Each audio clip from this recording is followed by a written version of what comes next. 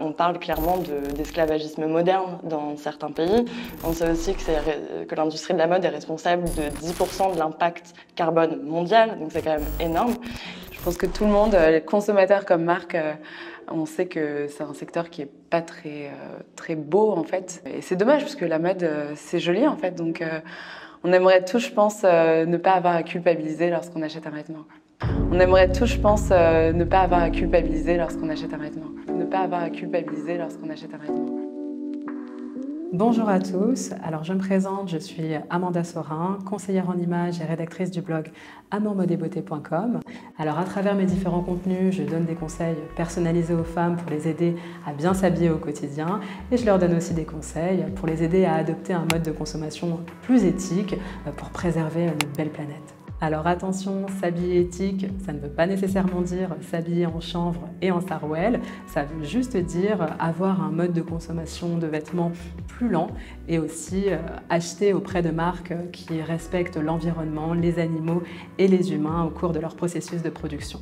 Et pour vous habiller éthique, eh bien vous avez le choix. Vous pouvez par exemple vous tourner vers des boutiques de vente de vêtements de seconde main ou vous pouvez aussi vous tourner vers des boutiques éthiques de vente de vêtements neufs. Mais je sais combien ça peut être difficile en tant que consommateur de s'y retrouver parmi les différentes marques. C'est pourquoi j'ai décidé aujourd'hui de vous présenter un outil génial qui va vraiment vous permettre d'y voir plus clair à ce sujet. Il s'agit de l'application mobile Clear Fashion et pour vous présenter en détail cette application mobile, je suis aujourd'hui en compagnie de Laura Gay. Alors bonjour Laura, je te laisse maintenant te présenter. Déjà merci de m'accueillir pour parler de Clear Fashion. Moi je suis responsable de la communication chez Clear Fashion et je gère aussi toute la partie ambassadeur. Alors merci Laura. Alors j'ai une première question pour toi. À quoi sert l'application mobile Clear Fashion ? Alors Clear Fashion, c'est une application mobile, comme tu viens de le dire. Nous, en fait, notre objectif, c'est d'apporter de la transparence aux consommateurs avant leur achat de vêtements. Donc on a vraiment deux missions. La première, elle consiste donc à informer le consommateur avant ses achats. Et du coup, on a développé plusieurs fonctionnalités. Donc la première, c'est qu'un utilisateur peut rechercher une marque et va pouvoir comparer les marques entre elles pour savoir laquelle est la plus éco-responsable. La seconde, c'est typiquement, je sais pas, vous êtes en magasin, vous hésitez entre deux jeans, vous pouvez scanner les deux jeans et vous allez savoir lequel a le plus ou moins d'impact et orienter votre achat en fait pour un achat potentiellement plus éthique. Et la dernière chose, c'est qu'on propose aussi des alternatives, parce que c'est vrai qu'aujourd'hui, il y a aussi plein de personnes qui connaissent pas forcément les marques éthiques. Et du coup, on a recensé dans un top marque les marques qui sont le mieux notées sur Clear Fashion. On va dire la deuxième fonction de Clear Fashion, et qui est vraiment hyper importante, c'est qu'on n'est pas une application qui permet uniquement au consommateur et à l'utilisateur de s'informer, mais on lui permet aussi de s'engager et d'agir. Parce qu'on estime vraiment qu'il y a un vrai pouvoir chez les consommateurs et c'est eux qui vont pouvoir inciter les marques en fait à être plus transparentes.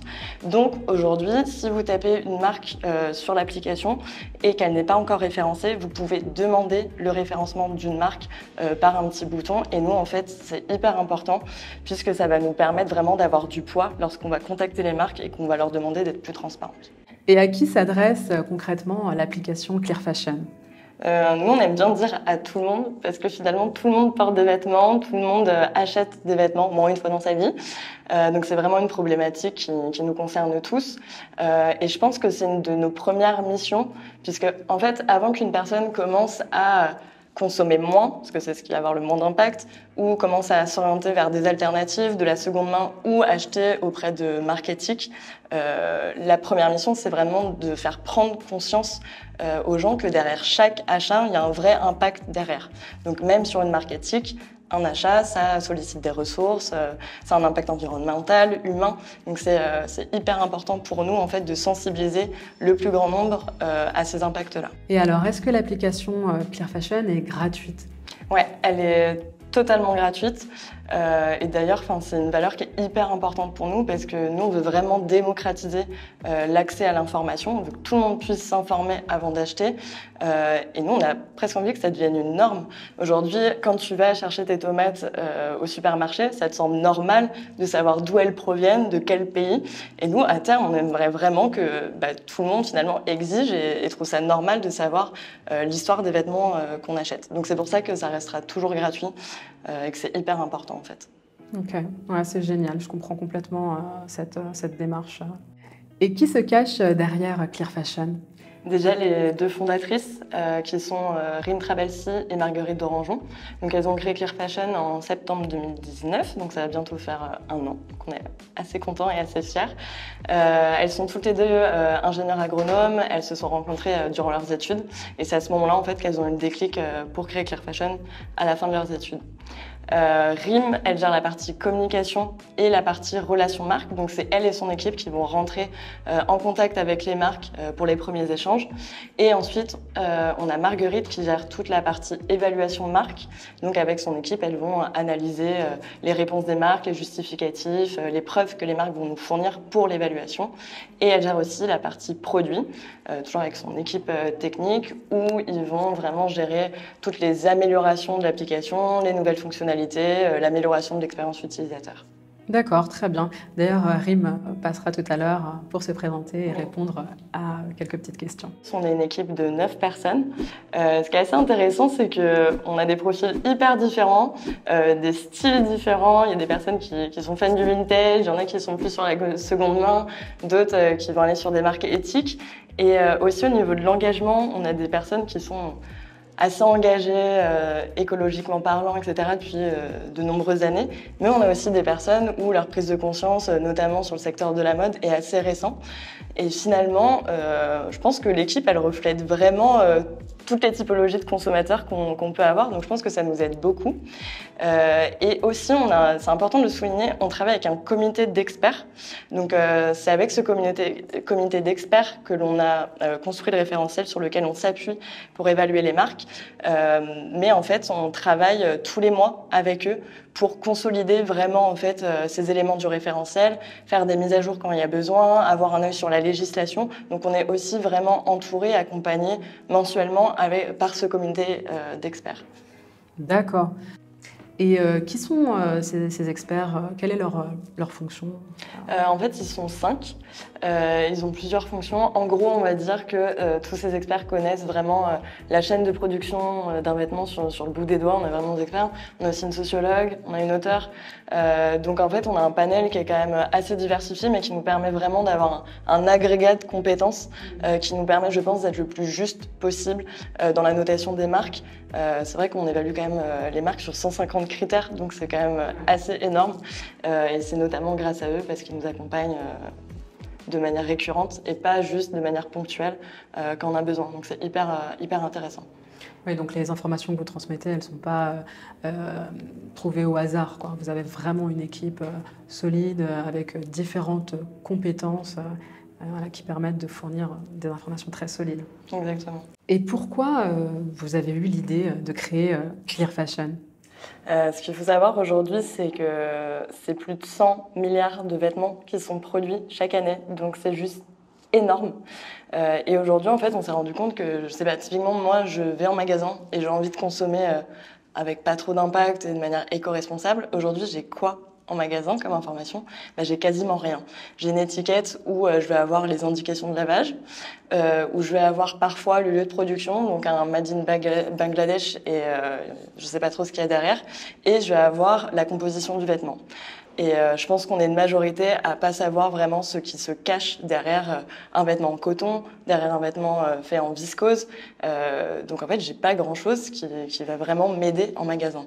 Ce qui fait qu'avant qu'on existe, Clear Fashion, il n'y avait pas trop d'alternatives à part peut-être aller sur tous les sites internet des marques, démêler le greenwashing qu'on peut trouver, etc. Donc c'était vraiment compliqué. Et donc ce qui fait que le secteur de la mode, c'est un secteur qui est extrêmement opaque, alors qu'on sait que c'est un secteur qui regorge de problèmes sociaux et environnementaux. On parle clairement d'esclavagisme moderne dans certains pays. On sait aussi que l'industrie de la mode est responsable de 10% de l'impact carbone mondial, donc c'est quand même énorme. Et aujourd'hui, voilà, on n'avait pas d'informations. Donc là, ça a vraiment été le premier constat et le déclic pour créer Clear Fashion. Et forcément, ensuite, on allait à la rencontre des consommateurs, on les a interrogés et on s'est aperçu qu'il y avait quand même 90% des personnes interrogées qui déclaraient ne pas avoir assez d'informations pour consommer de manière plus respectueuse de l'environnement et de l'humain. Et donc, c'est pour ça qu'on a créé cette application. Alors, et sur quels critères vous évaluez les boutiques et les vêtements ? Alors, on évalue les marques sur 4 thématiques. Donc déjà, ces thématiques, comment on les a choisies? C'est en faisant des enquêtes auprès des consommateurs. Donc on leur a vraiment demandé sur quels critères vous voulez avoir des informations sur vos vêtements. Donc le premier, c'est le critère environnemental. Là, on va aller chercher à savoir si la marque met en place des actions qui vont permettre de limiter l'impact carbone, une gestion des déchets. On va aussi regarder si elle limite sa consommation d'eau et la pollution des eaux, parce que ça a un impact énorme. Le deuxième critère, c'est sur l'humain. Là, on va aller regarder si la marque met en place des actions qui vont permettre de limiter les risques pour les travailleurs. Et ça, on va le vérifier en regardant s'il y a un système d'audit qui met en place régulièrement, un système d'alerte.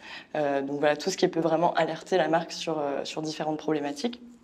On va aussi avoir la thématique sur la santé. Là, tout simplement, on va regarder s'il y a des risques pour la santé des consommateurs.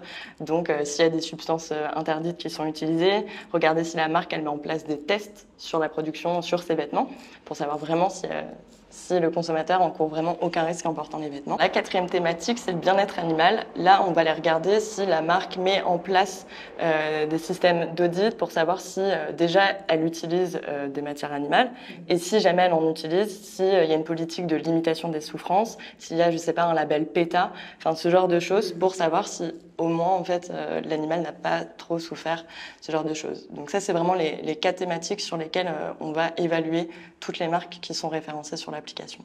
Donc en résumé, vous évaluez les marques et les boutiques sur 4 critères, sur 4 grands critères. Donc le critère environnemental, le critère humain, le critère animal et le critère santé. Exactement. Très bien. Alors et comment vous faites votre sélection de marques ? Ce qui est assez intéressant, c'est que finalement, c'est pas Clear Fashion qui va sélectionner les marques qui vont être référencées, c'est vraiment les utilisateurs, puisqu'il y a 2 cas. En fait, chaque semaine, nous, on va regarder les marques les plus demandées par les utilisateurs, car sur l'application, il y a une fonctionnalité qui permet de demander le référencement d'une marque qui n'est pas encore intégrée à l'application. Donc nous, toutes les semaines, il y a une partie de notre équipe qui va regarder ces marques les plus demandées et qui va, du coup, rentrer en contact avec ces marques pour les prévenir que, dans tous les cas, on va les évaluer. Mais comme on est sympa, on leur laisse 30 jours pour nous communiquer des informations complémentaires, des justificatifs, des preuves, enfin vraiment des données factuelles qui vont pouvoir en fait remplir notre référentiel. Donc ça, c'est le premier cas. Par contre, le deuxième cas, et qui arrive de plus en plus souvent, ça va être des marques qui vont nous contacter directement pour se faire référencer. Et là, typiquement, on rentre en contact avec eux et ils vont nous apporter des informations et on va pouvoir les évaluer à partir des preuves qu'ils vont nous communiquer. Ok, génial. Donc là, je vais me mettre à la place d'un utilisateur lambda et donc je vais rentrer dans l'application et je vais proposer une marque. Donc là, je clique sur Go. J'arrive sur voir toutes les marques évaluées, recherche n'importe quelle marque ou demande son référencement. Donc je suppose que c'est ici. Je vais par exemple taper le nom de la marque Tara Jarmon. Donc c'est une boutique de vêtements de mode féminine. Donc, Tara Jarmon, je clique sur le bouton « Je demande son évaluation ». Et là, on me dit « Merci, grâce à ta contribution, Tara Jarmon a atteint 72 demandes d'évaluation. C'est grâce à des utilisateurs comme toi que Clear Fashion peut agir auprès des marques vers une mode plus responsable. » Voilà. Super, donc là j'ai contribué, j'ai demandé à ce qu'on évalue Tara Jarmon, qui du coup ne fait pas partie de la liste des marques que vous avez déjà évaluées. Exactement. Donc c'est pour ça que c'est hyper important. C'est-à-dire que bon là, cette marque a été demandée 72 fois par les utilisateurs. Plus ce chiffre va augmenter. De toute façon, chaque semaine on regarde. Et nous, en fait, on a vraiment beaucoup plus d'impact quand on va voir les marques pour leur demander de l'information, quand on arrive en disant il y a 600 personnes, 600 potentiels clients qui attendent que votre marque soit plus transparente. Donc c'est hyper important. Et il faut savoir qu'on a déjà réussi à convaincre des marques qui à la base voulaient pas être référencées. Je pense notamment à Gémeaux. Quand on allait les voir et qu'ils ont vu qu'il y avait autant de clients qui attendaient de la transparence de leur part, en fait ils ont décidé de participer, de nous communiquer des informations complémentaires. Ouais, donc on a vraiment un réel impact en tant que consommateur, en tant qu'utilisateur de l'application mobile. Exactement. Okay. Alors là, on vient de voir que la boutique Tara Jarmon n'est pas encore référencée sur l'application Clear Fashion, en tout cas à l'heure actuelle, mais il y a énormément de boutiques qui sont référencées sur Clear Fashion. Donc là, je vais par exemple faire la recherche d'une boutique que j'aime bien, qui est la boutique Cézanne, et on va voir si elle apparaît. Elle y est, donc je clique sur Cézanne et là on va détailler ensemble, enfin tu vas nous détailler ce qui apparaît à l'écran. Donc on va commencer par ce qui s'affiche tout en haut. Donc qu'est-ce que veut dire la marque a participé? C'est hyper simple. Comme je disais tout à l'heure, quand on rentre en contact avec les marques, à chaque fois, on leur dit qu'ils ont 30 jours pour nous communiquer des informations complémentaires. Là, on voit que Cézanne, il y a écrit que la marque a participé. Ça veut dire que quand on est rentré en contact avec elle, elle nous a communiquer des informations complémentaires, c'est-à-dire que Cézanne est déjà dans une démarche de transparence avec nous puisqu'elle nous a communiqué des justificatifs, des preuves qui vont en fait nous permettre d'évaluer la marque par le biais de notre référentiel. Ensuite, si on rentre dans le détail de la marque Cézanne, ce qu'on peut voir, c'est que elle a quand même globalement des bonnes notes, notamment sur la thématique environnement et santé. Donc là, on est sur la page d'accueil et ce qu'on a voulu faire finalement, c'est de synthétiser au maximum les informations pour que l'utilisateur puisse voir en un clin d'œil si la marque est éco-responsable ou non, et sinon, en tout cas, ses points forts et ses points faibles. Ou si elle fait des efforts. Exactement. Et là, ce qu'on voit, c'est que Cézanne, sur la partie environnement, elle est notée 75 sur 100, donc c'est très bien. C'est pour ça que c'est en vert. Donc, de manière assez classique, les notations vont du rouge foncé au vert foncé. Donc forcément, quand c'est rouge, c'est mauvaise note. Quand c'est jaune, ça veut dire que c'est une marque qui doit faire des efforts, et vert, on commence à être sur quelque chose vraiment de très bien. Donc ce qui est intéressant, c'est que je vois que Cézanne a une note de 75 sur 100, mais si je veux aller plus loin et que je veux vraiment comprendre pourquoi la marque est notée ainsi, je clique sur la note, et là je vais accéder vraiment aux détails de la notation. Donc je vais avoir accès à tous les critères d'impact qui ont été pris en compte pour évaluer Cézanne. Ce que je vois, c'est que Cézanne a une pastille verte sur les déchets, donc si je clique, je peux encore creuser et avoir des informations complémentaires. Là, on voit typiquement que Cézanne a une fréquence de collection qui est comprise entre 2 et 6. Alors, excuse-moi de te couper, Laura. Qu'est-ce que ça veut dire une fréquence de collection entre 2 et 6? Ça veut dire que c'est une marque qui n'est pas une marque de fast fashion. Entre 2 et 6 collections par an, bon, 6, ça commence à être quand même pas mal, mais on a des marques qui font 12 collections par an. Faut savoir que c'est quelque chose qui a un impact hyper important sur l'environnement, à force de renouveler les collections, notamment aussi parce qu'on donne aux consommateurs envie de consommer des vêtements de manière trop régulière en fait, et pas forcément en fonction de ses besoins.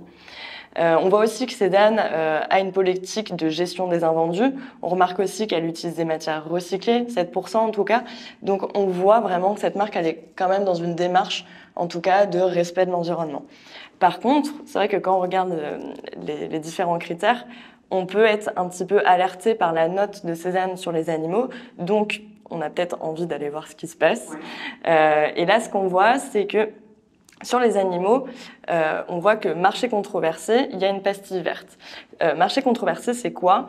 On va regarder si la marque utilise des matières issues de marché controversé, ce qui veut dire la marque va utiliser des matières qui sont pas forcément des coproduits alimentaires, et va utiliser la peau des animaux, uniquement à des fins textiles en fait. C'est ça, on va vraiment tuer l'animal uniquement pour sa peau et pour en faire un vêtement.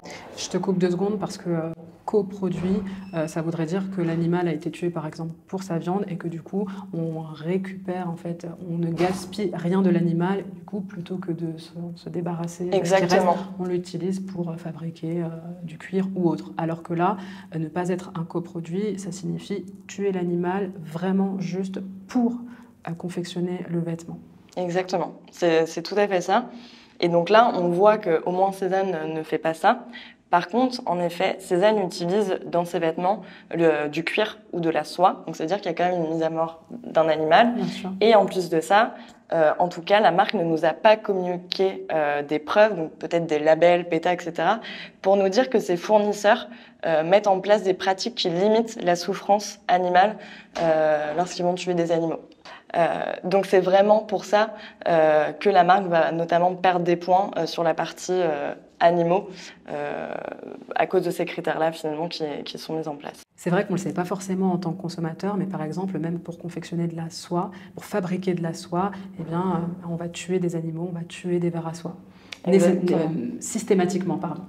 Exactement, et d'où l'intérêt en fait de Clear Fashion, c'est que même quelqu'un qui s'intéresse quand même à ce genre de sujet, c'est vrai que c'est, comme je dis, c'est un sujet qui est très complexe, où il y a beaucoup de critères qui sont à prendre en compte. C'est pour ça que nous, on agrège tout ça et on permet en tout cas à l'utilisateur d'avoir de l'information quand même assez simplifiée et accessible. C'est vrai qu'il y a différents niveaux de lecture, dans le sens où si on veut juste savoir si la marque est éco-responsable, en un clin d'œil, on peut le voir sur la page d'accueil. Mais si on veut comprendre et en savoir un peu plus et vraiment comprendre finalement la chaîne de production d'un vêtement, il y a complètement moyen de le savoir parce que on peut cliquer à chaque fois sur les critères et avoir toujours plus d'informations. Rentrer dans le détail et trouver une information plus dense, plus complète. Exactement. D'accord. Ce qui est hyper intéressant aussi, parce que ça intéresse vraiment beaucoup de personnes, enfin on le remarque, ça intéresse beaucoup d'utilisateurs. D'ailleurs, c'est une nouvelle fonctionnalité, ça fait pas très longtemps qu'on l'a mis sur l'application, c'est qu'on a aussi accès au lieu de production.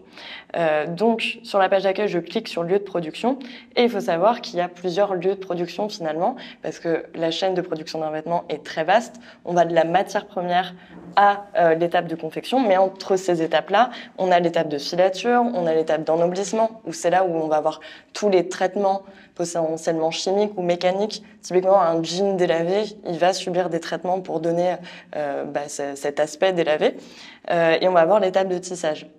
Ce qu'on va demander à la marque, c'est savoir si elle a des informations surtout sur ses fournisseurs, si elle connaît ses fournisseurs, le pourcentage de fournisseurs qu'elle connaît et où est-ce que ses fournisseurs se situent. Là, sur la marque Cézanne, on voit qu'elle nous a communiqué peu d'informations, en tout cas sur ses fournisseurs, sur la matière première. Donc soit elle n'en a pas, soit elle n'a pas encore de justificatif qui nous permet, nous, finalement, de valider ces fournisseurs-là. Par contre, ce qu'on remarque, c'est que sur l'étape de confection, la marque travaille certainement en direct avec ses fournisseurs parce qu'elle les connaît tous. 100% des fournisseurs de Cézanne sont connus. Et là, on voit que Cézanne travaille avec pas mal de fournisseurs qui sont en Europe, donc c'est quand même généralement bien pour l'impact environnemental. Donc voilà, l'utilisateur peut vraiment avoir toutes les informations nécessaires sur les lieux de production d'une marque en fonction de ce que nous communique la marque. Oui, c'est vrai que finalement, il y a plein de boutiques qui se prétendent par exemple Made in France, mais ça ne veut absolument pas dire que toute la chaîne de production a été faite en France. Parfois on se rend compte que quand on rentre dans le détail, on se rend compte que finalement c'est juste, je sais pas moi, la toute dernière étape qui a été faite en France et il y a quand même l'estampille Made in France. Tout à fait, et c'est vrai que c'est pas, tu as clairement raison, parce qu'il y a aussi beaucoup pas de préjugés sur le Made in France, mais il y a beaucoup d'utilisateurs qui pensent que comme c'est Made in France, c'est forcément mieux que d'autres marques. Alors, ça peut être le cas, mais on peut aussi très bien faire des vêtements ailleurs qu'en France et avoir aussi des bonnes notes. Typiquement, une marque qui interdit le transport aérien, c'est une marque qui peut avoir déjà une note correcte sur l'environnement. Et on peut aussi produire correctement à l'étranger. Ce que je veux dire par là, c'est que le Made in France n'est pas non plus un gage sur le respect de l'environnement ou des humains souvent quand même, parce qu'on a une législation, etc. Complètement, mais ça veut aussi dire que, par exemple, un Made in, j'en sais rien, Turquie, c'est pas forcément négatif. Voilà, c'est pour ça que c'est important de voir ce qu'il y a derrière et c'est important d'analyser et d'avoir des preuves de ce qui se passe. Complètement. Alors là, on a vu la notation des boutiques, mais je sais que dans l'application, vous proposez aussi la notation des vêtements. Oui. Voilà, donc comment ça fonctionne, comment ça se passe? Alors tout simplement, on est en magasin, typiquement on hésite entre deux vêtements. Il faut taper dans un premier temps le nom de la boutique, ensuite on scanne le vêtement et là ça va analyser vraiment la composition du vêtement. Ce qui est intéressant, c'est que nous on note les marques au global, mais en fait d'avoir la composition du vêtement, ça va permettre d'affiner en fait l'évaluation, puisque si une jupe est faite en coton ou en viscose, enfin l'impact environnemental typiquement va être différent. Si on utilise du cuir, enfin s'il y a du cuir ou une matière animale, forcément ça va aussi jouer sur la notation. Donc là, ça permet vraiment d'avoir un degré de détail encore plus important parce qu'il peut en effet y avoir des différences en fonction des typologies de vêtements, ce qui est tout à fait normal et ce qui est le cas sur toutes les marques. Oui, par exemple, tout à l'heure, on avait vu que Cézanne avait une note moyenne au niveau des animaux. Mais peut-être que si je scanne un vêtement qui n'est pas du tout fait à partir d'une matière animale, eh bien, sa note au niveau des animaux va être bien meilleure. Exactement. D'accord, bah, ça tombe bien. Moi, j'ai fait le test chez moi. J'ai scanné deux vêtements, donc un vêtement Cézanne et un vêtement Assos. Et on va détailler, on va détailler la composition de ces vêtements ensemble. Enfin, tu vas nous détailler la composition. Ouais. Alors, ce qu'on peut voir sur la jupe Cézanne, c'est qu'elle a une très très bonne note, 71 sur 100, c'est vraiment très bien. Tous les indicateurs sont verts, sauf l'environnement.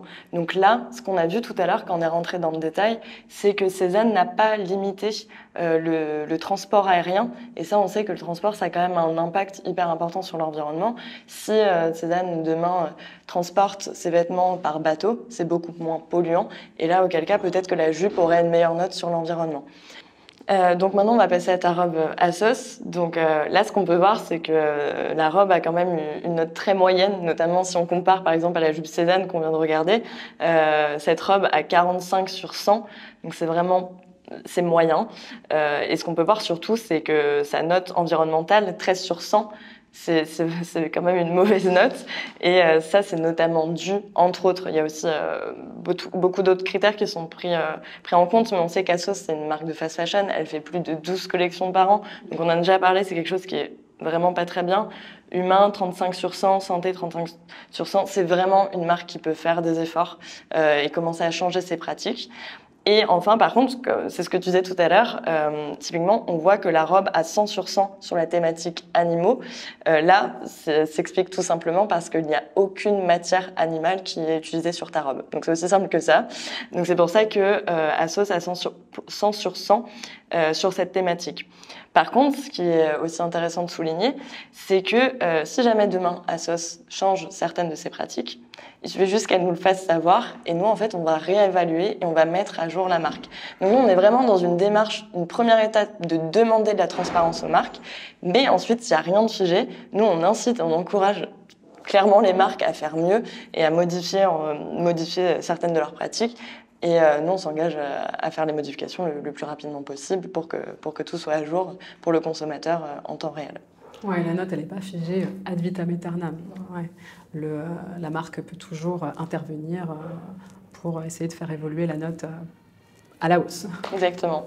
Et comment on peut être sûr en tant qu'utilisateur que les informations qui sont communiquées sur l'application Clear Fashion sont exactes ? Dans un premier temps, en fait, Clear Fashion se base sur une méthodologie de notation. Donc ça, c'est vraiment l'endroit où on a mis, on va dire, vraiment tous nos efforts. C'est la base. C'est l'essence même en fait de Clear Fashion, c'est le référentiel qu'on a créé. Ce référentiel, comme je l'ai dit, en gros, on a choisi les thématiques avec les consommateurs, mais ensuite, on s'est entouré d'experts avec lesquels on a construit ce référentiel et ce système de notation. C'est un système de notation qui est le même pour tout le monde. Et souvent, pour expliquer et sans rentrer dans un aspect très technique, parce qu'en fait, c'est très technique, on va dire que Clear Fashion, c'est un peu comme un professeur. C'est-à-dire que, par exemple, je suis professeur d'histoire, je vais donner un devoir à mes élèves, une évaluation. Avant de récolter les copies, moi, de mon côté, j'aurais forcément fait un barème en disant telle question, j'attends telle réponse et en fonction de la réponse, j'accorde tant ou tant de points. Et ben en fait, c'est exactement la même chose. Notre système de notation, il se base comme un barème où on a identifié 150 critères où on va accorder des points en fonction des réponses avec des choses qui sont pondérées en fonction de l'impact concret que ça a. La deuxième chose qui est très importante à souligner, c'est la collecte des données. Donc, soit nous, on va aller chercher des informations sur la marque quand la marque a décidé de ne pas nous répondre. Et là, ce qu'on va aller chercher, c'est des données uniquement factuelles. C'est-à-dire qu'on ne prend pas du tout en compte les engagements des marques, les engagements à 2024, disant qu'on va mettre ci ou ça en place. Ça, on s'en occupe vraiment pas. On ne se base pas sur les promesses. Et donc, c'est là où on démêle un petit peu le greenwashing qu'il peut y avoir sur beaucoup de sites internet, finalement. Donc, on recherche vraiment des données factuelles.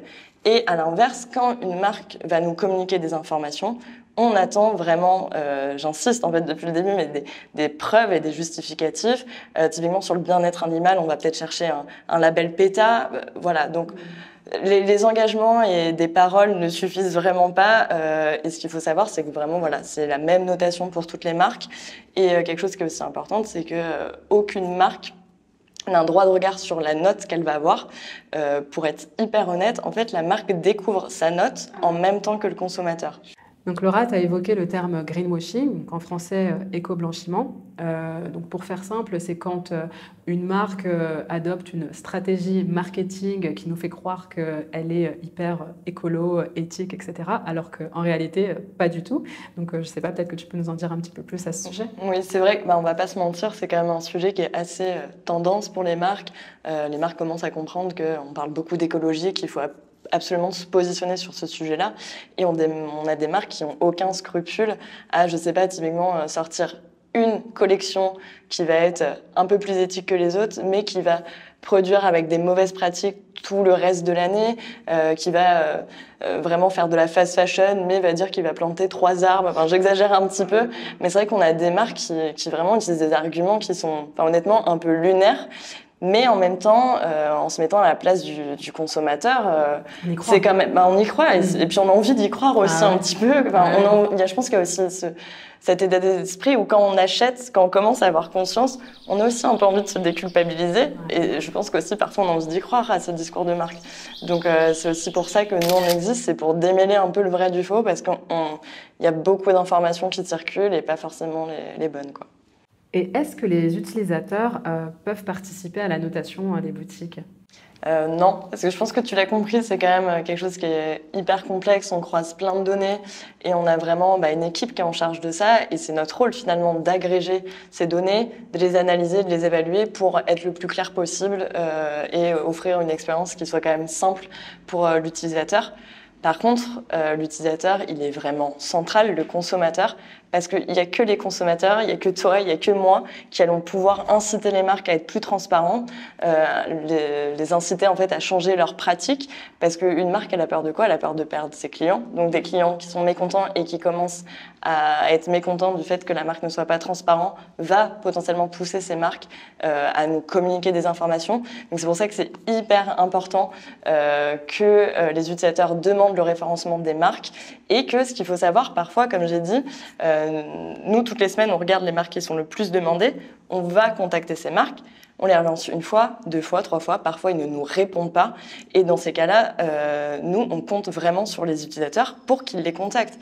Et je vais donner un petit exemple. Il y a quelques semaines, avec la communauté des ambassadeurs Clear Fashion, en gros, nous, on leur a dévoilé toutes les marques qui ne nous avaient jamais répondu. Et pendant 2 semaines, les ambassadeurs, ils ont contacté ces marques-là en demandant plus de transparence. Et on voit qu'il y a quand même des marques qui commencent un petit peu à se bouger, qui ont un peu changé leur discours, qui au départ étaient des réponses automatiques de « je transmets votre retour », etc. Donc on voit que ça peut faire changer les choses. Et plus on sera nombreux à le faire, plus ça aura d'impact derrière. Donc c'est vraiment, voilà, même s'ils participent pas à la notation, c'est le cœur du projet, en fait, les utilisateurs pour Clear Fashion. C'est vrai qu'en tant que consommateur, on a l'impression qu'on ne peut pas avoir d'influence auprès des marques, alors que effectivement, parfois il suffit d'envoyer un mail, je ne sais pas moi, au siège ou peu importe, de la marque, et c'est surprenant, mais on peut avoir des retours, ça peut faire bouger les choses. Je sais pas, je prends un exemple, il n'y a pas longtemps j'étais dans une boutique et il n'y avait pas ma pointure en chaussure et la personne, enfin la vendeuse m'a dit bah oui, en fait on n'a pas assez de retours on n'a pas eu assez de demandes. Et si on en avait plus, eh bien, on produirait on des proposerait en fait cette pointure. Donc c'est vrai que les gens ont tendance à juste se dire oh, bon, c'est embêtant, oui, ils font exactement. pas ci, ils font pas ça. Mais c'est nous qui avons le pouvoir de faire bouger les choses. Si on est par exemple 1000 consommateurs à demander la même chose à une même marque, cette marque, elle aura juste qu'une envie, c'est de satisfaire ces 1000 consommateurs parce qu'elle n'aura pas envie de perdre ces 1000 consommateurs et bien plus derrière, j'imagine, parce que si 1000 consommateurs demandent quelque chose, c'est qu'en réalité, il y en a bien plus qui ont envie de cette chose-là. Je ne sais pas si je suis assez claire. Donc voilà, on a vraiment un impact en tant que consommateur sur l'évolution d'une marque. Voilà, on peut agir, on peut vraiment agir. Ouais, je suis assez d'accord. Et ce que je rajouterais, c'est que je pense que des fois, on a l'impression que c'est une grosse machine sur laquelle on peut rien faire. Mais c'est quand même incroyable, des fois, d'acheter un jean, de se dire que des fois, 3 semaines après, le jean, il a déjà un trou, il est déchiré. Et souvent, on se dit, bon, tant pis, quoi. Et puis, comme c'était pas cher, c'est pas grave, j'en rachèterai un autre. Sauf que, en fait, c'est sans fin.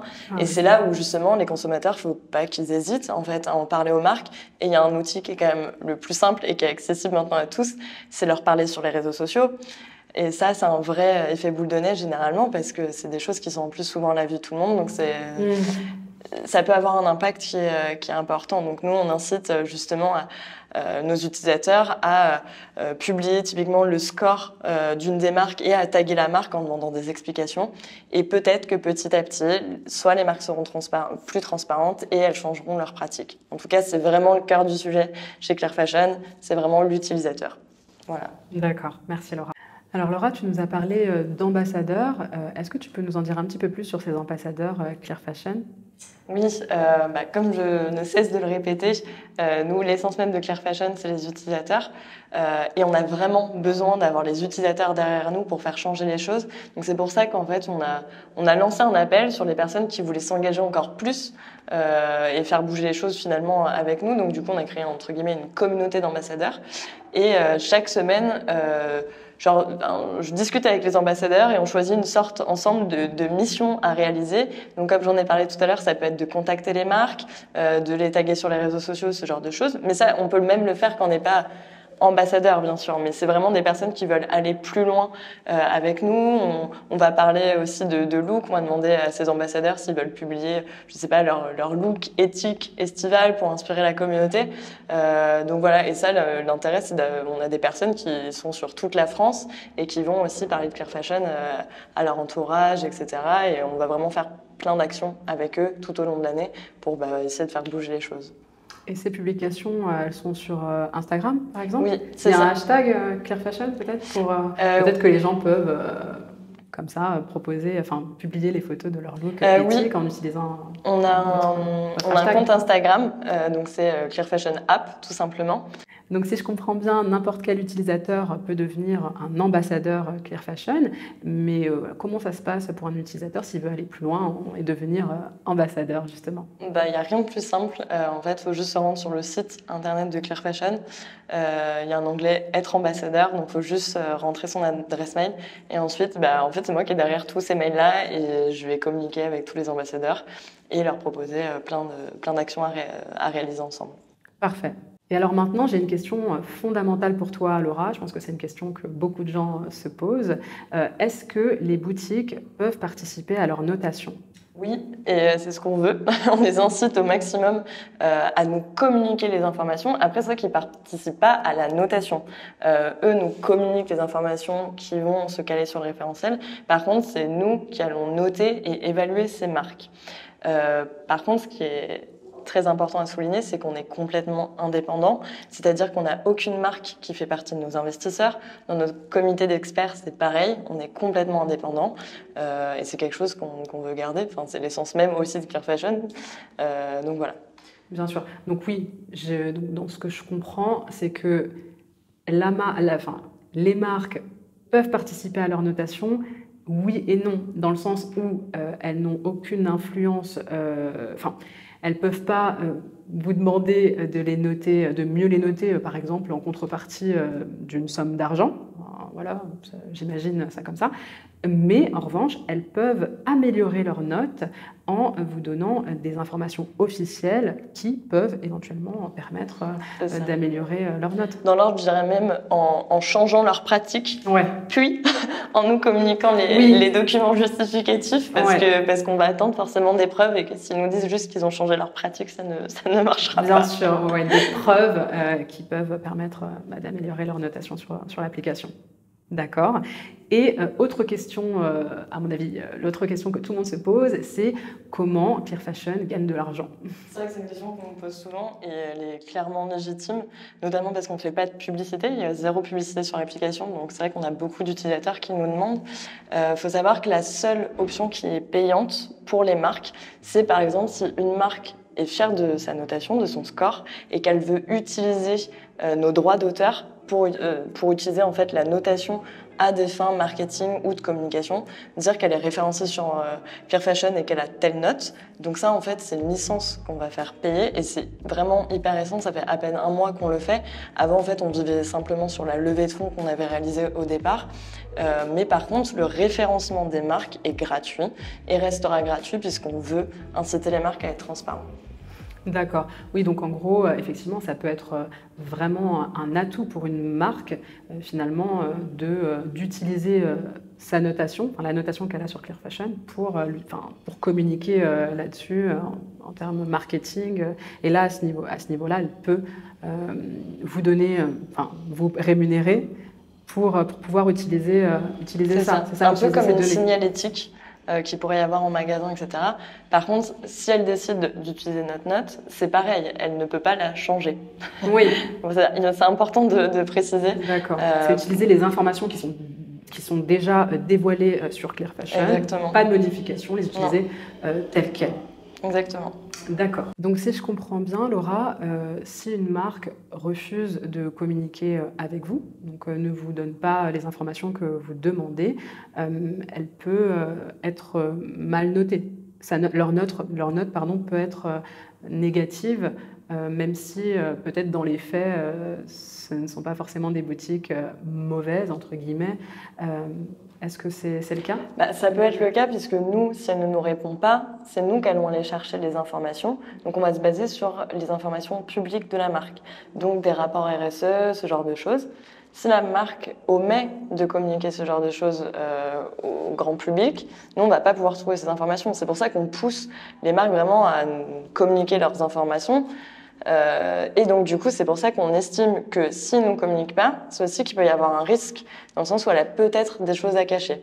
Donc on estime que pas d'information égale finalement une information. Et c'est pour ça qu'aussi certaines marques peuvent avoir des moins bonnes notes puisqu'elles ne nous ont pas communiqué d'informations complémentaires.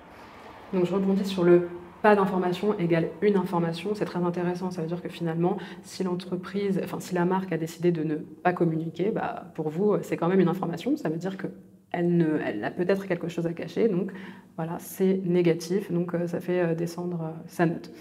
Et j'imagine que c'est le cas pour la boutique Ekiog, qui est une boutique qui est référencée donc, dans l'application Clear Fashion, qui pour moi est une boutique qui est censée être complètement éthique, en tout cas c'est ce qu'elle dit sur son site web, mais sur l'application Clear Fashion, c'est une boutique qui est mal notée. Donc j'imagine que c'est parce qu'elle n'a pas souhaité, ou en tout cas elle n'a toujours pas communiqué les informations que vous lui avez demandées. Et en ça, on pourrait se dire finalement que l'application Clear Fashion n'est pas tout à fait fiable parce qu'elle est susceptible, elle est capable d'attribuer des mauvaises notes à des boutiques qui sont peut-être éthiques, mais qui n'ont juste pas voulu communiquer les informations demandées. Mais à mon sens, c'est vraiment tout le contraire. Parce que finalement, pour qualifier une boutique d'éthique, pour qu'une boutique soit qualifiée d'éthique, elle se doit d'être absolument transparente envers sa clientèle, envers les consommateurs de manière générale. Et donc finalement, si une boutique ne souhaite pas communiquer certaines informations, c'est qu'elle a peut-être quelque chose à cacher et qu'elle est peut-être donc pas si éthique. Donc voilà, je ne sais pas si tu es d'accord avec moi, Laura. Si, je suis complètement d'accord et c'est vrai que sur le cas d'Ekiog est un peu particulier et je comprends ton point de vue. Pour être hyper honnête, en fait, ça fait un moment qu'on est en contact avec cette marque-là. Sauf que faut savoir que le référentiel, c'est quelque chose quand même comme je disais, qui est complexe, il y a beaucoup de documents à fournir, etc. Et ça peut être aussi un petit problème interne de la marque qui a un peu du mal à s'organiser pour nous communiquer ces informations-là. On pense qu'elle va finir par participer et nous informer de ses pratiques. En tout cas, on a espoir. Ce que j'allais dire, il y a toujours de l'espoir finalement. On sait que la note, elle peut très bien évoluer à partir du moment où Ekiog décidera de transmettre les informations demandées. Ouais. Et si tu avais un message à passer aux marques actuelles, quel serait-il ? Justement, je pense qu'il y a eu un moment, enfin jusqu'à aujourd'hui, où les marques pouvaient communiquer uniquement sur ce qu'elles faisaient de bien. Je pense aujourd'hui qu'on est dans une ère où les consommateurs attendent des marques qui communiquent sur tout ce qu'ils font. Je pense que c'est un devoir maintenant pour les marques d'informer les consommateurs sur leurs pratiques, qu'elles soient bonnes ou mauvaises. Donc si j'ai un message à faire passer dans un premier temps, c'est d'être transparent, et en étant transparent, certainement que du coup il va forcément avoir en effet des clients qui vont potentiellement être mécontents, et ça va les pousser à changer vraiment leur manière de faire, à se responsabiliser face aux fournisseurs, à connaître toute la chaîne de production vraiment, et pour tout simplement fabriquer des vêtements qui soient plus respectueux de l'homme et de l'environnement. Donc je pense que c'est vraiment un prisme qui est en train de changer, mais qui est valable dans le secteur de la mode, mais dans plein de secteurs. J'en parlais, on a envie de savoir ce qu'on mange, on a envie de savoir l'agriculteur presque qui est derrière, je sais pas, les pommes de terre qu'on achète. Enfin, c'est vraiment, on a envie de savoir. Enfin, on donne quand même de l'argent à toutes ces sociétés-là, et je pense que les gens estiment normal de connaître tout ça. Ouais, on n'a plus envie d'être considérés comme des imbéciles en fait. On a l'impression maintenant que quand on n'est pas quand les marques sont pas transparentes envers nous, elles nous prennent un peu pour des imbéciles. Et voilà, maintenant on veut savoir qu'est-ce qui se cache derrière telle ou telle enseigne, composition de vêtements, etc. Alors un grand merci à toi Laura d'avoir accepté déjà ma demande d'interview, et puis aussi d'avoir répondu à toutes mes questions avec autant de transparence. Je te remercie vraiment pour cette interview. Merci à toi. Et puis on va maintenant accueillir Rim, qui est la cofondatrice de Clear Fashion, pour qu'elle se présente un peu et qu'elle réponde à une de mes questions. Merci. Merci Laura. Alors bonjour Rim, je te laisse te présenter. Bonjour, merci beaucoup de nous avoir invités. Je m'appelle Rim Trabelsi et je suis la cofondatrice avec Marguerite Derangeon de Clear Fashion. Moi, je m'occupe de la communication et des relations avec les marques. Et mon associée, elle s'occupe de tout ce qui est technique, donc le développement, notre méthode d'évaluation, des choses comme ça. D'accord. Et alors, j'ai une question pour toi, Rim. Comment est-ce que tu vois Clear Fashion dans 10 ans ? Alors, on a créé Clear Fashion parce qu'il y avait un gros problème de manque de transparence en fait dans le secteur. Et comme c'est un secteur très polluant, dans lequel aussi il y a des gros problèmes sociaux, il y a de l'esclavagisme moderne, du travail forcé, nous, un des gros enjeux, c'était d'essayer d'apporter plus de transparence, d'informer les consommateurs. Donc j'espère que dans 10 ans, déjà nous en tant que citoyens, consommateurs, on saura ce qui se passe derrière les vêtements qu'on achète.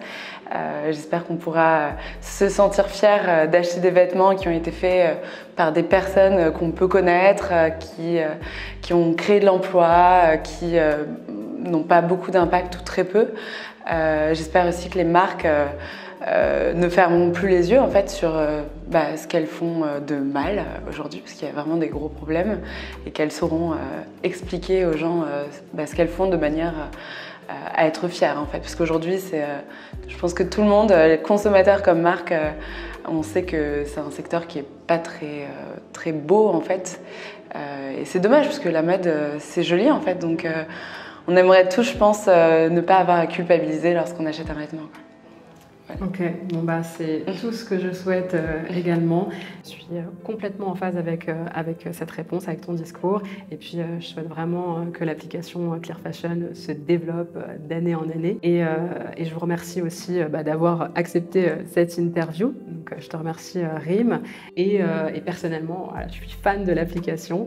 Et j'espère que les gens seront aussi fans que moi de l'application, et puis j'espère que tous les consommateurs vont contribuer à l'amélioration de cette application, à son développement, à son expansion, parce que vraiment Avec le discours aussi de Laura, j'ai vraiment compris à quel point les utilisateurs, les consommateurs peuvent avoir un réel impact sur cette application, sur son évolution. C'est vraiment nous tous, en tant que consommateurs, qui sommes susceptibles de faire bouger les choses au niveau des entreprises. Notre parole a vraiment du poids. On peut vraiment faire bouger les choses. Donc réveillons-nous et agissons en ce sens. Alors pour conclure cette vidéo, bien évidemment que le mieux serait d'acheter tout le temps en seconde main. Mais en attendant que tout le monde s'y mette, je trouve ça vraiment super de donner la possibilité aux gens de pouvoir s'informer sur ce qu'ils achètent neuf. Après tout, ce sont bien nos achats de vêtements neufs qui sont susceptibles de se retrouver un jour sur le marché de la seconde main. Et personnellement, je préférerais 1000 fois qu'il n'y ait en seconde main que des vêtements durables et qui ont été fabriqués de façon éthique, plutôt que des vêtements qui proviennent de boutiques de fast fashion, qui ont peut-être été produits de façon horrible et qui sont probablement de mauvaise qualité. Beaucoup de personnes disent que suffisamment de vêtements ont déjà été produits pour nous permettre de ne plus avoir à en produire de nouveaux. Alors je suis en même temps d'accord et pas tout à fait d'accord avec cette affirmation parce que certes, évidemment, aujourd'hui, il y a suffisamment de vêtements qui ont été produits pour habiller toute la planète probablement à vie, mais quel type de vêtements ont été produits ? On croule sous les vêtements, mais sous des vêtements pour la grande majorité de mauvaise qualité, dont le marché de la seconde main regorge également. Sauf que ces vêtements de mauvaise qualité ne sont pas faits pour durer dans le temps, ce qui contraint les gens à en changer régulièrement. Et je pense donc que ce qu'il faudrait, c'est acheter quelques vêtements éthiques neufs de temps en temps, tout en achetant de la seconde main. Comme ça, petit à petit, le marché de la seconde main deviendra une sorte de marché de la seconde main éthique et durable. Je ne sais pas si je suis claire, mais je pense que vous avez compris l'idée. Et puis n'oublions pas qu'il y a aussi certains vêtements qu'on ne peut pas acheter de seconde main, comme les sous-vêtements ou les chaussettes par exemple. Personnellement, je ne me vois pas du tout acheter une culotte qui a déjà été portée par une ou plusieurs personnes avant moi. Et dernière chose, imaginez que demain, on arrête complètement la production de vêtements neufs. Eh bien, les gens flipperaient totalement d'être à court de vêtements. Du coup, ils auraient beaucoup plus de mal à proposer leurs vêtements en seconde main et il y aurait donc rapidement moins d'offres sur le marché de la seconde main. Et comme on le sait très bien, plus l'offre est rare et plus les prix flambent. On se retrouvera donc probablement avec un marché de la seconde main bien plus cher que l'ancien marché du neuf. Ancien marché du neuf, car dans cet exemple, il n'y a plus de production de vêtements neufs. Voilà pour mon opinion, et bien entendu, elle n'engage que moi. Ce sont des pistes de réflexion que je tenais à partager avec vous, et vous avez tout à fait le droit de ne pas être d'accord avec moi. Et vous pouvez partager avec moi votre avis dans les commentaires, mais avec bienveillance s'il vous plaît. J'aime avoir vos retours et je les prends toujours en considération, qu'ils aillent ou non dans mon sens, mais seulement s'ils sont bienveillants. Sur ce, je vous laisse, je vous embrasse très fort et je vous donne rendez-vous dans les commentaires et bientôt dans une prochaine vidéo. Bye!